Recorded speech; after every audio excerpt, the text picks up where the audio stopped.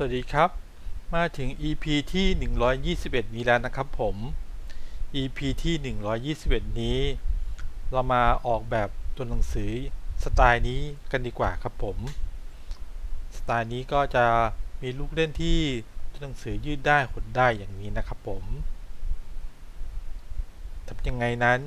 ว่าแล้วเราไปทำกันเลยครับผมเริ่มแรกนะครับเราก็ใช้เครื่องมือ Type Tool นี้พิมพ์ตัวหนังสือขึ้นมาก่อนนะครับผมตามตัวอย่างเนี่ยก็จะเป็นตัว E นะครับแล้วก็พิมพ์ตัว E เหมือนกันครับเลือกเป็นหนาๆหน่อยครับเป็นโบนะครับขยายเขาขึ้นมานะครับจากนั้นให้คลิกขวามือนะครับทำการ create outline เขานะครับผม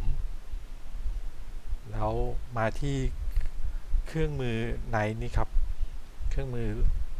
เลื่อยใบมีดเราเนี่ยนะครับทำการตัดเขาออกเลยครับอันนี้เขาก็สามารถ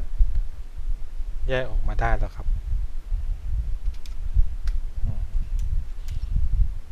จากนั้นเราก็จะมาที่เครื่องมือ Line Segment Tool นะครับ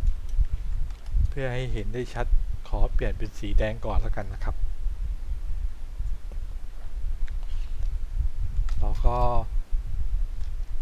ลากมาตรงนี้1เส้นนะครับแล้วลากมาทำการ Duplicate เขาย้ายมาฝั่งนี้นะครับเลือกทั้ง2เส้นนี้นะครับที่เราเพิ่งวาดขึ้นมาที่ Object นะครับมาที่ Blend นะครับมาที่ Make ครับผมแล้วก็มาเลือกเครื่องมือ Blend Tool นี้นะครับเลือกเป็น Specify Distance นี้นะครับให้เข้าห่างสักประมาณ4พิกเซลก็ได้ครับหรือว่าให้ใกล้กว่านั้นหน่อยก็อาจจะเป็น3ก็ได้ครับเมื่อได้แล้วก็กดปุ่มโอเคครับทำการ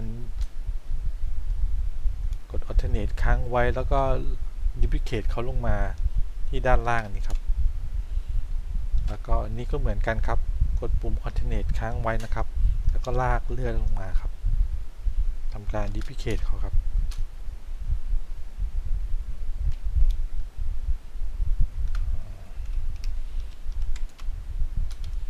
แล้วก็เปลี่ยนสีเขาเป็นสีดำครับถ้าเรารู้สึกว่าเขาดูยังห่างๆไปใช่ไหมครับเราก็มาที่เครื่องมือ Blend Tool เนี่ยนะครับมาปรับให้เขาเข้าไปใกล้กันก็ได้ครับเลือกสัก2ก็ได้ครับแล้วจากนั้นก็มาที่ลูกศรสีขาวนะครับ Direct Selection Tool นะครับลากเลือกหน่วยที่เราเพิ่งสร้างขึ้นมาแล้วก็ขยับเขาขึ้นไปอย่างนี้ครับ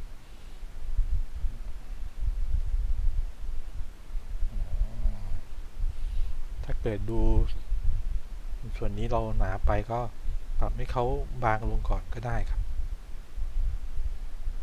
อย่างนี้ครับ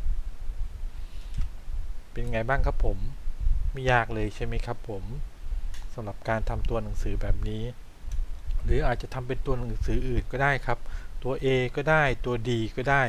แต่ถ้าเกิดตัวที่ทำยากๆหน่อยก็คงจะเป็นตัว I นะครับถ้าเกิดยังไงก็ลองเอากลับไปทำดูก็ได้นะครับผมสำหรับ EP นี้ถ้าเกิดชอบฝากกดไลค์กดแชร์กด Subscribe ด้วยแล้วกันนะครับสำหรับ EP หน้าจะเป็นเรื่องอะไรฝากติดตามด้วยแล้วกันนะครับสำหรับ EP นี้สวัสดีครับ